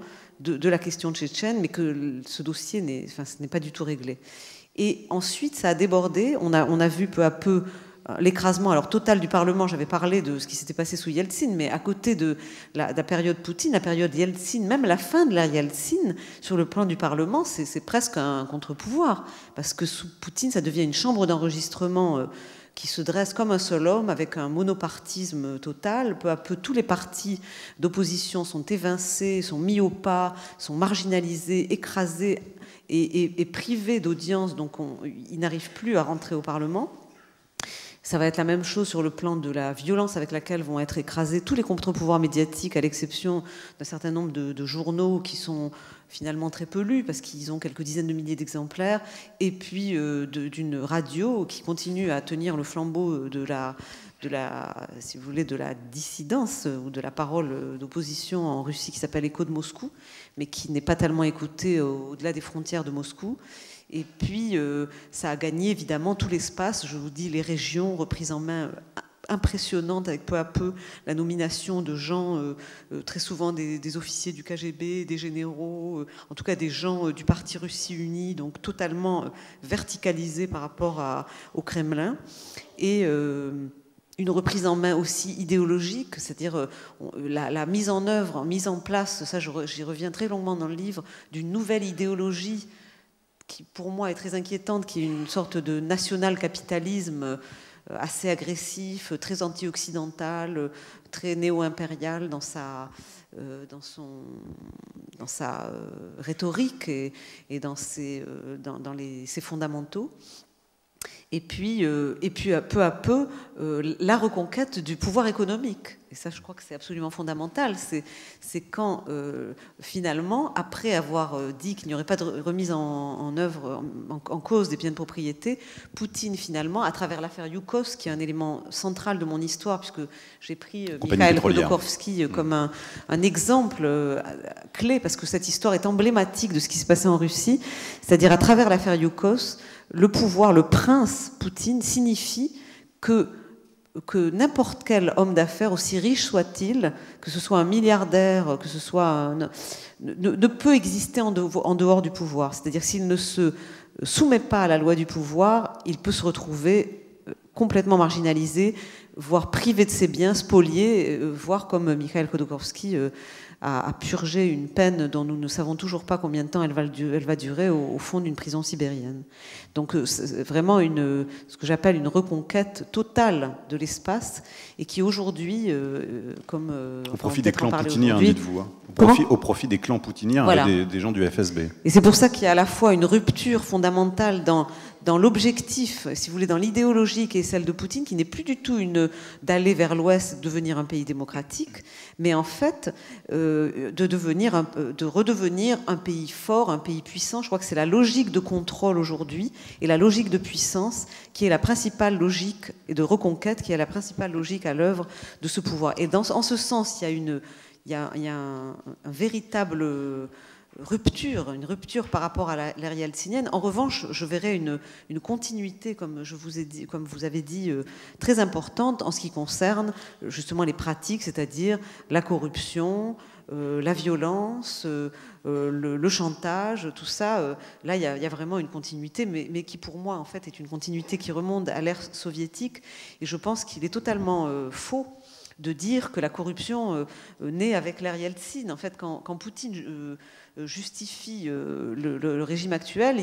Il fait toujours de l'ère Yeltsin une ère absolument épouvantable où la corruption serait née, si vous voulez, par miracle après une ère soviétique qui aurait été, elle, propre. C'est pas du tout évidemment la réalité. Je crois que la corruption et la violence étaient consubstantielles, et l'arbitraire était consubstantiel au régime communiste, et que, en fait, il y a eu là une véritable continuité, c'est-à-dire que la rupture n'a pas eu lieu, et que les fondamentaux de ce système se sont perpétués par d'autres moyens jusqu'à aujourd'hui, malheureusement. Alors l'économie est tout sauf libre en Russie, et effectivement, vous parlez de cette volonté de restauration de la puissance russe de la part de Poutine, qui passe d'abord par deux armes économiques importantes qui sont le gaz et le pétrole. Medvedev, qui est donc le nouveau président, qui était donc le ministre, qui était vice-président, c'est ça à l'époque, oui, a été nommé président du géant gazier Gazprom, ce qui était déjà un signe très très fort. Aujourd'hui, le gaz et le pétrole, ce sont les deux principales armes économiques de la Russie. Il n'y a rien d'autre derrière, en fait. Oui, absolument. Je crois que je ne sais plus qui a dit que. Je crois que c'était Catherine II qui avait dit que l'armée et la flotte étaient les deux seuls alliés de la Russie en politique étrangère. Et aujourd'hui, par boutade, les journalistes russes, comme la très très bonne journaliste politique russe qui s'appelle Evgenia Albats, dit que les deux seuls alliés de la Russie sur la scène internationale, ce sont le gaz et le pétrole. Et donc, pour dire que toute la stratégie internationale, cette stratégie de reconquête que j'ai évoquée aujourd'hui, elle est passée par la reconquête du secteur énergétique. C'est pour ça que ce n'est pas du tout anodin. La prise de la spoliation de Yukos et de Khodorkovsky, c'est le début aussi de cette reconquête, c'est-à-dire l'État qui était pauvre reprend le contrôle de ce qu'il estime être la richesse du pays, et il s'en sert pour mettre en œuvre une stratégie de puissance à l'extérieur. On pourrait dire, après tout, pourquoi pas ? C'est vrai que là, il n'y a pas de critique dans l'absolu à faire vis-à-vis d'un pays qui utiliserait les armes dont il dispose pour réaffirmer sa place sur la scène internationale. Toute la question est de savoir comment ça se passe, et si ces armes ne deviennent pas des armes de chantage, si c'est des armes d'influence qui permettent peu à peu, dans un dialogue et une coopération avec les voisins ou avec les autres pays, de prospérer, d'avoir ce qu'on appelle le win-win game, c'est une chose, mais si on est dans un rapport de force avec une véritable chantage énergétique qui peut aller jusqu'à la rupture des approvisionnements, comme on l'a vu en janvier 2006 avec l'Ukraine, c'est vrai que ça peut poser véritablement problème. La Géorgie, par exemple, c'est une question économique ou une question politique pour Poutine ? Moi, je pense que c'est les deux. C'est que c'est indissociablement lié, et qu'en réalité, de manière générale, le politique et l'économique en Russie sont totalement imbriqués. Pour moi, il y a trois raisons majeures pour lesquelles aujourd'hui la Russie veut reprendre le contrôle de la Géorgie.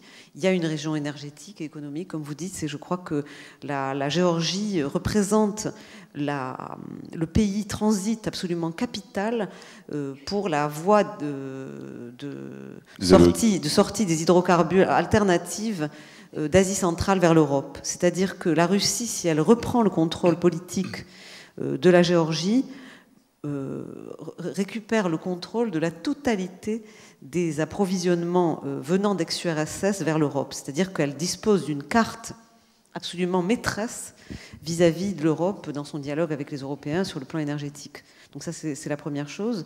Et c'est vrai que la Géorgie représentait un élément très important pour le dispositif occidental, parce que c'est un pays qui s'était déclaré de manière très ouverte un pays voulant à terme rejoindre la communauté des nations occidentales, s'agréger à la fois à l'Union européenne et à l'OTAN. Là, on en vient d'ailleurs à la deuxième question, c'est que la Russie, en réalité, c'est la raison la plus profonde, n'a jamais accepté véritablement la perte de la Géorgie. C'est quelque chose de purement, de presque viscéral, c'est-à-dire que les Russes estiment que c'est à eux D'ailleurs, ils le disent d'une manière assez franche, qui est parfois même désarmante. Ils disent « Gruzia это наше », c'est chez nous. Et donc, pour eux, l'idée que la Russie puisse décider de manière autonome de quel est son avenir, quels sont ses alliés, quelles sont ses alliances, et qu'est-ce qu'elle va faire de son destin, est une réalité qui lui paraît insupportable. Et donc cette réalité s'est retrouvée brusquement, presque, si vous voulez, solidifiée dans cette perspective d'adhésion de la Géorgie à l'OTAN qui s'était dessinée à Bucarest en avril, dessinée d'une manière encore floue. Et donc les Russes se sont dit... les Occidentaux ont dit non au moins à Bucarest en avril. Ils n'ont pas donné le plan d'adhésion à l'OTAN, à la Géorgie, mais ils ont dit qu'ils le feraient plus tard. Donc on dispose d'une fenêtre, d'une lucarne d'opportunité dans laquelle nous devons agir avant que le mal soit fait. Et donc, évidemment, ils ont été encouragés à se précipiter pour faire quelque chose et pour empêcher. Moi j'ai été très frappée. J'ai été en Géorgie pendant la guerre, là, au mois d'août, et j'ai beaucoup parlé avec les militaires russes sur les checkpoints, parce que les chars se baladaient de manière extrêmement libre sur les routes de Géorgie jusqu'à 30 km de Tbilissi. Et quand on parlait avec les officiers, on leur disait « Mais enfin, qu'est-ce que vous faites là ?» Et ils nous disaient nous voulons faire en sorte que jamais, entendez-vous, jamais la Géorgie n'entre dans l'OTAN. Donc c'était très clair. Et la troisième raison pour laquelle ils sont là, ils ne s'en cachent pas du tout, c'est qu'ils ne supportent pas de voir le régime de M. Mikhail Saakashvili aux affaires. Et là, je crois qu'il y a une raison très profonde au-delà de la personnalité de Saakashvili, qui est un irritant conjoncturel pour les Russes, parce que c'est un homme qui est l'antithèse de Vladimir Poutine. Vladimir Poutine, c'est une sorte d'animal à sang-froid, qui vient du KGB, qui ne croit pas à la si vous voulez, à la logique des peuples. Il ne croit pas qu'un peuple puisse faire une révolution. Et M. Saakashvili est arrivé au pouvoir par une véritable révolution populaire, où il était soutenu par 80% de la population de son pays. Ça, on ne peut pas l'empêcher. Même si on dit que c'est un populiste, qu'il est un peu excité, etc. C'est un homme qui avait la légitimité populaire. Et donc, ça les place dans une situation de total opposé. L'un est un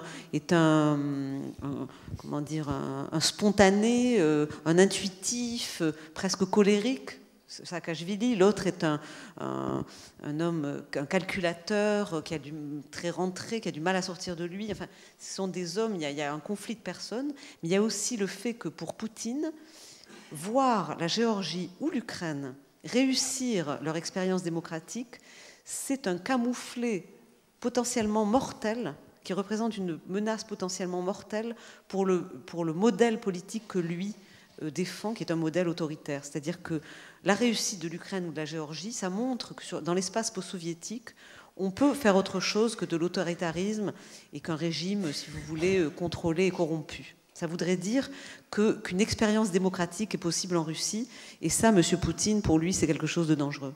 Mais alors, il y a d'autres États qui sont comme ça aux portes de la Russie, qui peuvent être menacés par Poutine. Parce que Poutine peut dire dans d'autres États, c'est chez moi. Enfin, c'est chez nous. Alors, il y a la question notamment des pays baltes, et c'est vrai que moi, quand j'ai des débats avec... j'ai eu un débat récemment avec Hubert Védrine, par exemple, qui évidemment sur une posture très différente de la mienne, puisque lui moi, j'ai tendance à penser que l'agressivité dont fait preuve aujourd'hui la Russie, elle vient de ce qui s'est passé à l'intérieur de Russie. Et moi, mon idée, c'est qu'on assiste à un débordement de cette logique qui a détruit les garde-fous à l'intérieur et qui maintenant veut agir sans garde-fous à l'extérieur. Alors que Hubert Védrine estime que ce sont nos manquements, que nous avons été insuffisants vis-à-vis de la Russie et que notamment les États-Unis, c'est son obsession, ont encerclé la Russie et que donc la Russie ne fait que répondre à l'encerclement qui a été organisé par l'Ouest depuis la fin de l'URSS et que nous n'aurions pas dû élargir l'OTAN vers l'Est et que c'est parce que nous avons élargi que la Russie aujourd'hui devient agressive parce qu'elle n'en peut plus, etc. Donc ça, vous voyez, il y a deux visions différentes, deux lectures différentes de ce comportement. Moi, ce que je lui ai répondu dans une de nos récentes rencontres, c'est que vous critiquez le fait que l'OTAN se soit élargie vers l'Est, mais dans quelle situation serions-nous autres Européens si nous n'avions pas élargi, si nous n'avions pas accepté l'entrée des pays baltes dans l'OTAN? Imaginez que nous, Union européenne, ayant accueilli les pays baltes dans l'Union européenne, nous n'ayons pas accepté l'élargissement de l'OTAN aux pays baltes. Ça voudrait dire que nous sommes alliés avec des pays qui sont dans une zone de sécurité grise et qui pourraient aujourd'hui être directement menacés par le comportement néo-impérial de la Russie. Et d'ailleurs, il faut voir que dans les milieux qui sont proches de Poutine, il y a un certain nombre d'idéologues qui ne cachent pas et écrivent noir sur blanc dans des interviews qui sont publiées par des grands journaux russes que ce qui s'est passé en Géorgie aujourd'hui et la reconquête de l'Ossétie du Sud, disent-ils, est le point de départ de la stratégie de reconquête et de renaissance de la Russie, et que cette stratégie doit se déployer à la fois en mer Noire, disent-ils, et en mer Baltique, qui sont deux régions absolument capitales pour la Russie. Donc on peut se poser la question, effectivement, des pays baltes. Est-ce que la Russie considère que les pays baltes sont aujourd'hui dans sa zone d'influence? Et quelles conséquences cela a-t-il pour les pays baltes et pour nous, Union européenne? D'accord, c'est très réjouissant. Je voulais juste citer un chiffre par rapport au pétrole dont vous parliez pour qu'on saisisse bien l'importance aussi de cette matière première. La Russie est aujourd'hui le premier exportateur de pétrole au monde devant l'Arabie Saoudite depuis 2 ans, ce qui n'est pas rien. Le niveau de vie des Russes, parce qu'on n'a pas parlé du peuple russe, il a doublé en 8 ans, c'est ça à peu près, je crois? Oui. Comment est-ce que c'est possible dans une économie telle que celle que vous nous décrivez? En fait, le problème, c'est que, si vous voulez, les chiffres macroéconomiques, c'est vrai, plaident favorablement en faveur du régime de Vladimir Poutine, puisque, effectivement, je crois que les revenus réels ont même triplé. On a commencé à payer les salaires de manière régulière. C'est vrai que sur le plan de ces chiffres macroéconomiques, il y a une croissance qui, jusqu'à la crise, était de 6 à 7%. Le gros problème, c'est que cachent ces chiffres macroéconomiques généraux. C'est-à-dire que, effectivement, l'incroyable manne financière qu'a récupéré Poutine depuis son arrivée aux affaires, il faut reconnaître qu'il a eu beaucoup de chance sur le plan économique. À partir du moment où il arrive au pouvoir, le prix du pétrole se met à grimper de manière vertigineuse. Et donc, le pouvoir russe se retrouve avec une manne importante. Alors c'est vrai qu'il mène une politique macroéconomique relativement restrictive, qui permet de ne pas avoir une inflation. Ils ont été plutôt sérieux, surtout dans les premières années.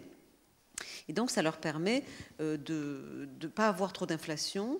Et il va quand même y avoir une forme de redistribution, puisqu'on paye les salaires à peu près, on paye les retraites, etc. Mais ce qu'il faut savoir, c'est que derrière cette façade relativement stabilisée, comme c'est ce que dit en tout cas le pouvoir actuel, il y a des inégalités absolument colossales. C'est-à-dire la grande masse de la population vit encore extrêmement mal en Russie. C'est-à-dire qu'il y a eu une sorte de classe moyenne qui a émergé dans les grandes villes, c'est vrai, et qui a bénéficié de cette période de stabilisation, disons, enfin en tout cas de pétrole très très haut.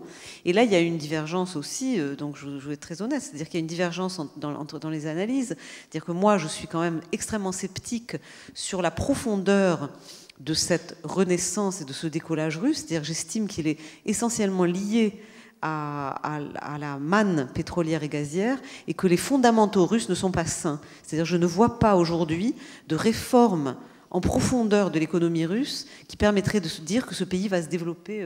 Je ne vois pas d'investissement dans l'économie, dans l'industrie russe. Je ne vois pas de produits made in Russia émerger. Il n'y a pas du tout un phénomène à la chinoise dans l'économie russe aujourd'hui. Pas du tout. Et je pense que si vous voulez, le problème social reste absolument énorme. La criminalisation de l'économie est catastrophique.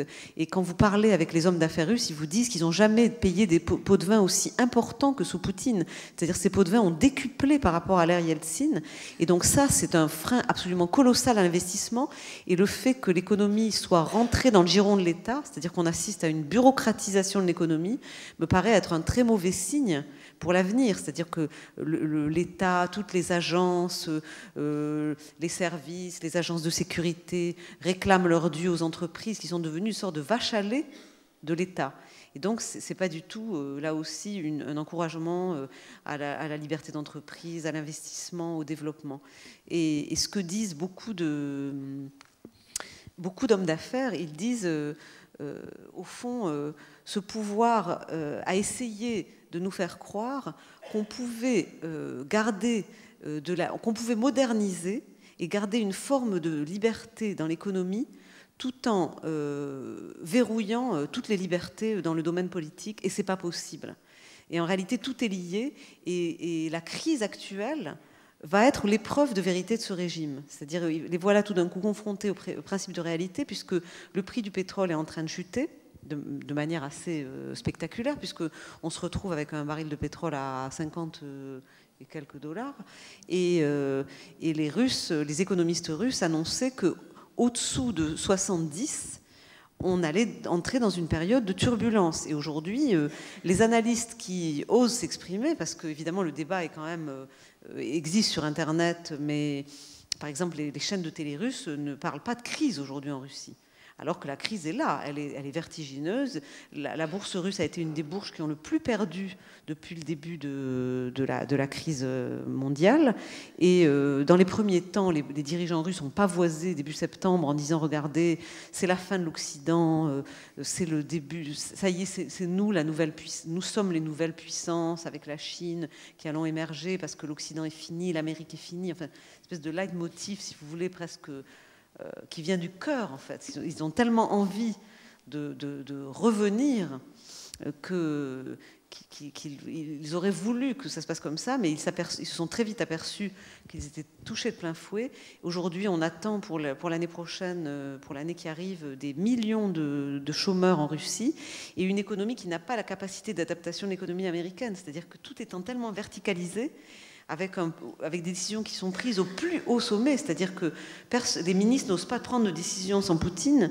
On voit mal comment cette machine bureaucratique va pouvoir prendre les décisions adéquates. Il y a aussi le problème que les miroirs donc, sont très brouillés, puisque comme on n'a pas le droit de dire toute la réalité sur l'ampleur de cette crise, on peut penser que ce pouvoir lui-même ne sait pas exactement ce qui se passe chez lui. Il y a un journaliste très connu en Russie qui s'appelle Alexei Venediktov, qui est un homme extraordinaire, qui est le rédacteur en chef de la radio Écho de Moscou, et qui continue comme un funambule à louvoyer entre les pressions des plus hautes sphères de l'État, de son employeur Gazprom, dont il est... qui est un de ses principaux actionnaires, et les pressions aussi des nationalistes, de tas de sortes de partis extrémistes et excités. Il continue à être là et continue à dire la vérité, à accueillir tous les journalistes d'opposition ont droit de citer sur ces ondes. Enfin, c'est un endroit absolument incroyable. Toutes les grandes figures de la Russie yeltsinienne, intellectuelle, je veux dire par là, ont aujourd'hui leur émission dans cette radio. Donc si vous avez l'occasion, allez à cette radio et rencontrer ces gens-là, c'est absolument incroyable. Et il me disait, les plus hauts responsables de l'État m'appellent pour me demander ce qui se passe. Et ils me disent, nous écoutons vos émissions car nous y apprenons des choses. Est-ce que c'est vrai? Mais où avez-vous eu telle information, etc. Parce que justement, dans cette espèce de reverrouillage absolument stupéfiant pour un pays aussi complexe, aussi grand, qui ne peut pas être géré avec un seul centre. C'est impossible. Et ça a été le grand problème de l'ère communiste, d'ailleurs. Ils ont besoin d'oxygène. Et cet oxygène, malheureusement, ils en ont de moins en moins. Alors, le temps passe, on va pas tarder à conclure, mais Il faut quand même qu'on parle de Medvedev, forcément, parce qu'on en parle beaucoup. Mais c'est vrai que quand on parle de la Russie, on continue à parler de Poutine. Donc c'est assez curieux. Alors vous racontez effectivement, quand il était question pour Poutine de sa succession, il ne voulait pas d'un Brutus susceptible de venir le poignarder dans le dos, alors qu'il avait décidé d'assumer le rôle de Premier ministre de son ancien subordonné. Alors vous racontez la campagne qu'a menée Poutine aux côtés de Medvedev, l'emmenant découvrir le pays, il prenait même la parole à sa place. Et puis finalement, c'est avec Medvedev qui était assez peu connu du peuple, qui était un personnage assez terne, sa cote de popularité est passée de moins de 10% à plus de 70% d'intentions favorables. Et vous citez une journaliste russe qui dit « La Russie aurait aussi bien pu voter pour le Labrador du président ». Alors, Medvedev, évidemment, la question qu'on se pose tous, c'est évidemment est-ce que c'est lui ou non qui tient les ficelles. Et puis, vous dites, certains jugent inévitable un conflit à plus ou moins long terme, estimant que la logique même du pouvoir devrait pousser Medvedev à se dégager de l'étreinte de son prédécesseur. Est-ce que c'est un scénario auquel vous croyez ? Écoutez, de moins en moins, parce qu'effectivement, il y a au fond eu deux scénarios pendant toute la première partie.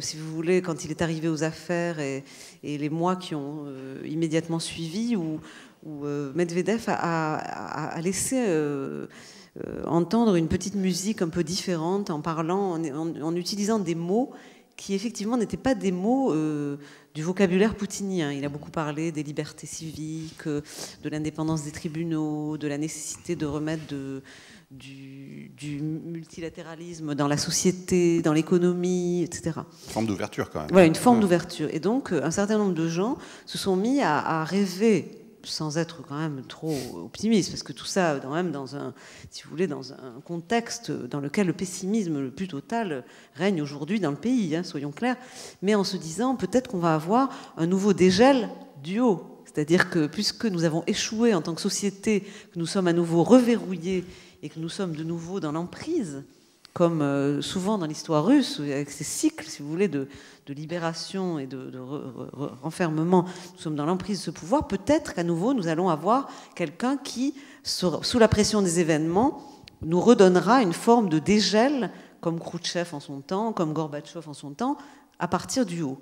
Et donc c'était l'espoir avec Medvedev. Mais le problème, et toute la question était, qu'est-ce qu'il advient de l'idole et du héros passé au-dessus de la mêlée qu'est Vladimir Poutine.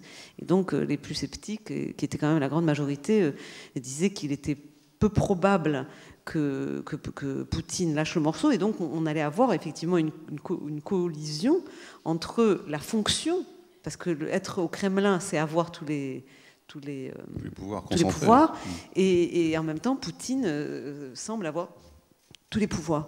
Je pense que ce que disent beaucoup de gens en Russie, bon, et on ne peut pas trop s'avancer parce qu'on a affaire depuis toujours en Russie, comme disait Churchill, à un combat de dogs sous un tapis. Si vous voulez lire la réalité aujourd'hui en Russie, c'est à nouveau quand même, voilà, combat de dogs sous le tapis, c'est-à-dire c'est des luttes intestines, fratricides, un pouvoir qui finalement n'est pas si monolithique que ça, mais tout se passe au sein d'une petite caste. Et je pense que ce qui se passe, c'est que l'affaire géorgienne, il y a deux éléments qu'il faut avoir à l'esprit quand on réfléchit sur la marge de manœuvre que pourrait avoir ou ne pas avoir Medvedev. La première, c'est la guerre de Géorgie, et là, tout le monde est d'accord pour dire que l'affaire géorgienne, c'est aussi une manière de le priver de toute marge de manœuvre. C'est-à-dire qu'avec l'affaire géorgienne, c'est la fin des espoirs de Medvedev, justement d'émerger comme une force avec un peu d'autonomie, un camp qui pourrait être le camp des réformateurs, parce que cette crise est tellement violente, remet les faucons au centre du jeu. Et d'aucuns disent que c'était aussi une partie de l'histoire, que une des fonctions de la guerre, qu'elle avait aussi cette fonction-là intérieure, comme très souvent en Russie, où il y a toujours une fonction extérieure et une fonction intérieure des guerres ou des aventures militaires extérieures. Et donc qu'au fond, Medvedev est mort le 8 août 2008, politiquement, au matin. Ce qui peut paraître corroborer cette idée, c'est que à partir du 8 août au matin, c'est vrai qu'on a un Medvedev qui est complètement transformé, c'est-à-dire qu'il devient une sorte de calque de Poutine. Et moi, je me souviens, je suis à Tbilissi à ce moment-là, et le soir, je regarde la télévision russe pour savoir qu'est-ce qui se passe là-bas et qu'est-ce qu'ils ont en tête. Et je suis fascinée par la dureté de ces propos, par même le mimétisme que je vois apparaître à l'écran entre sa manière de se tenir devant les caméras, de parler, les expressions qu'il utilise. C'est Poutine. C'est Poutine bis, en fait. Et très dur, vraiment. Ensuite, l'autre élément à mettre dans la balance, c'est la crise économique. Et là, il y a deux avis. C'est-à-dire que la crise économique fragilise ce pouvoir, évidemment, c'est ce que j'ai dit juste avant. Et donc, on peut se dire, finalement, confronté au principe de réalité, ça pourrait servir les intérêts du camp des modernisateurs. On ne peut pas parler de camp des démocrates. Je ne pense pas que Medvedev soit un grand démocrate, mais un modernisateur. Donc ça pourrait jouer en faveur de ce camp-là. Ils ont perdu beaucoup d'argent. Il y a beaucoup d'oligarques poutiniens qui ont perdu beaucoup d'argent pendant cette crise. Ils savent que la guerre de Géorgie, pour eux, c'est une catastrophe, très mauvaise image. Les investisseurs qui commencent à se dire qu'est-ce qu'on va aller faire dans ce pays où il n'y a pas de sécurité des investissements, où il y a des aventures militaires, etc.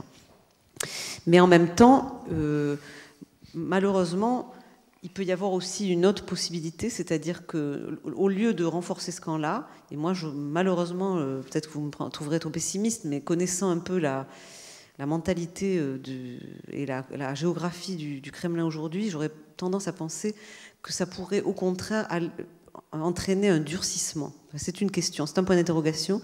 C'est-à-dire que l'idée, si vous voulez, qu'au fond, Poutine a joué sur deux éléments de légitimité dans les années qui ont précédé. L'un, ça a été cette fameuse manne économique pétrolière qui lui a permis de dire, regardez quand même, depuis que je suis arrivé, vous vivez mieux, etc. Et l'autre élément, c'était la peur, la main forte. Et donc, si la crise économique balaye le premier argument, il ne reste plus que le deuxième. Et donc, on peut aussi penser que ce pouvoir puisse être tenté par une fuite en avant. C'est justement par un durcissement plus grand encore de ce régime, de peur de perdre le contrôle, parce qu'il ne faut pas oublier que les régimes comme le régime actuel, comme ils sont basés sur la coercition, sur la force, ils ont peur de perdre le contrôle, ils ont peur de la population, donc ils veulent tout contrôler. Et la manière dont si vous voulez, ils encadrent avec des dizaines de milliers, des milliers de policiers, des manifestations qui comptent 100 opposants au centre de Moscou, enfin c'est incroyable, montre à quel point ce pouvoir a peur d'une révolution orange. C'est un spectre qui est obsessionnel. Je crois que Poutine, en 2004, quand il a vu les millions de gens qui ont envahi les rues de Kiev et de toute l'Ukraine, a eu un choc terrible. Il s'est dit, jamais ça. Il y a quand même des voix d'opposition en Russie un peu qui essayent d'émerger ou pas? Parce qu'on a vu pendant la campagne des législatives. Il y en a de moins en moins. C'est-à-dire que cette opposition a été complètement marginalisée. Les gens ont peur. Et si vous voulez, ceux qui restent sont des gens qui ont le courage physique de continuer à dire qu'ils ont des opposants, comme Garry Kasparov. Mais c'est devenu dangereux d'être un opposant en Russie. Donc les gens ne sont pas tous des héros prêts à mettre dans la balance la vie de leur famille, leur sécurité. En dehors du pouvoir énergétique que détient la Russie aujourd'hui, que vous nous avez décrit, qu'est-ce qui fait que l'Europe ne doit pas ignorer cette puissance? Je crois que... Est-ce qu'il y a une autre raison que celle-là? Si vous voulez, de manière générale, l'avenir de ce qui se passe, l'avenir de la Russie ne peut pas nous laisser indifférents. C'est un pays sur lequel nous devons connaître en détail et sur lequel il faut avoir une vraie vigilance parce que c'est un pays dont l'évolution, qu'elle soit positive ou négative, ne manquera pas d'influer sur sur notre évolution, parce que si la Russie réussit, ça sera une fantastique ouverture pour nous sur le plan à la fois économique mais aussi géopolitique, parce que ça fera émerger un véritable acteur géopolitique qui pourra entraîner un équilibre très intéressant sur la scène internationale. Et c'est une des thèses que je défends à la fin de mon livre. Moi, je dis surtout que mon lecteur n'aille pas croire que moi je suis anti-russe parce que je fais un diagnostic négatif, enfin en tout cas pessimiste sur ce qui se passe en Russie. Moi je crois au contraire à une Russie qui se démocratise. C'est-à-dire que pour moi, il n'y a pas si vous voulez, d'antinomie entre Russie et démocratie. Je crois au contraire que c'est la démocratisation de ce pays et la liberté, en fait, dans tous les sens du terme, qui permettra à ce pays de véritablement renaître et de redevenir un acteur à part entière. Et je pense que son avenir est à l'Ouest. C'est un avenir de troisième Occident, à côté de l'Amérique et des et de l'Europe.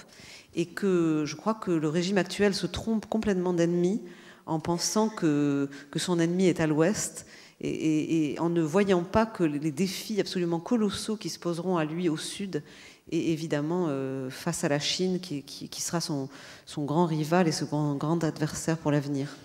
Il y a eu beaucoup d'occasions manquées quand même finalement dans cette histoire des 20 dernières années, beaucoup d'occasions manquées de faire un pas vers la démocratie. Je crois que c'est vrai, en finissant ce livre, je me suis dit au fond, ça laisse un goût d'amertume parce que c'est au fond l'histoire d'une nouvelle tragédie russe. Et cette tragédie, alors certains diront, elle était écrite, ce pays ne pouvait pas sortir du communisme en quelques années, c'est vrai, mais en même temps, à chaque fois, c'est une nouvelle épreuve pour ce peuple, et ça veut dire qu'il va falloir à nouveau qu'ils se battent, que cette société se batte, pour à nouveau aller vers une forme de normalité, de liberté, de prospérité réelle, au lieu de se retrouver sous une chape bureaucratique, tchéquiste. Je pense quand même que ce n'est pas un avenir radieux pour ce pays qui a tant de talent, tant d'intelligence, tant de potentiel. Oui, je crois qu'on peut vraiment parler de nouvelles occasions ratées et que l'Occident, il y a certainement sa part de responsabilité. Mais si on a raté en partie cette transition russe, je crois qu'il faut se préoccuper de ne pas rater la suite. Et donc, moi, j'invite l'Occident à maintenir un dialogue avec la Russie, mais aussi à beaucoup de fermeté dans ce dialogue. C'est-à-dire, je crois que l'ouverture que manifeste notre président et d'autres dirigeants ne doit pas être, on ne doit pas baisser la garde. Et il faut absolument défendre nos principes démocratiques et nos valeurs face aux Russes, car nous sommes le dernier garde-fou qui existe pour eux. Et je crois que si nous ne jouons pas notre rôle de garde-fou, la Russie se croira, enfin le pouvoir russe plus exactement, se croira autorisé à continuer à faire n'importe quoi dans ces anciennes terres de son ex-empire et peut-être aussi plus tard. Enfin, il y a quelque chose de très dangereux, je pense, dans l'idéologie russe actuelle, quand les Russes disent au fond la démocratie ça n'existe pas, c'est un combat entre des sortes de corporations politiques, des monstres froids, cyniques, notre régime vaut bien le vôtre. Je crois que c'est un défi, cette idée de ce relativisme, excusez-moi, russe très très présent et prégnant dans l'élite russe actuelle, qui tente à nous ramener à un niveau de lutte, si vous voulez, sans vergogne et cynique, est très dangereuse pour nous. Et nous devons absolument défendre les valeurs qui font la fierté de notre démocratie occidentale. L'Occident existe, je crois qu'il faut que les Russes le sachent. Je le disais tout à l'heure, vous allez donc devenir dans quelques jours correspondante permanente du Figaro à Washington. Comment vous appréhendez ce grand écart géographique, culturel, politique, qu'on peut difficilement faire plus important? Avec beaucoup d'humilité. Ouais. Vous allez vivre encore, je le disais, au cœur de l'histoire avec l'élection d'Obama. C'est un moment exceptionnel là que vous allez vivre. Oui, tout à fait. Mais écoutez, avec beaucoup d'humilité, parce que c'est vrai que je sors d'une histoire qui a été passionnante et je suis très reconnaissante à mon journal de m'avoir permis de vivre cette incroyable aventure russe et est-européenne pendant près de 20 ans. Et c'est vrai qu'avoir étudié, si vous voulez, à la loupe, un espace pendant 20 ans, ce qui était un privilège, que n'ont pas tous les journalistes, qui sont parfois obligés de passer d'un sujet à l'autre d'une manière beaucoup plus rapide. C'est vrai que je me retrouve sur un domaine que je connais très très peu, qui est l'Amérique, où j'ai étudié aux États-Unis, mais je ne connais pas les États-Unis véritablement, ni leur système politique, ni leur histoire. Et donc, c'est un vrai défi pour moi. J'ai l'intention d'y aller avec des yeux de Candide de faire ça pas à pas et avec beaucoup d'humilité, parce que j'ai conscience de mon ignorance. Voilà. Vous reviendrez nous voir quand vous aurez écrit un livre sur les États-Unis. Que vous aurez avec plaisir, mais ce ne sera pas demain. Merci beaucoup de ce brillant exposé, c'était passionnant, merci beaucoup.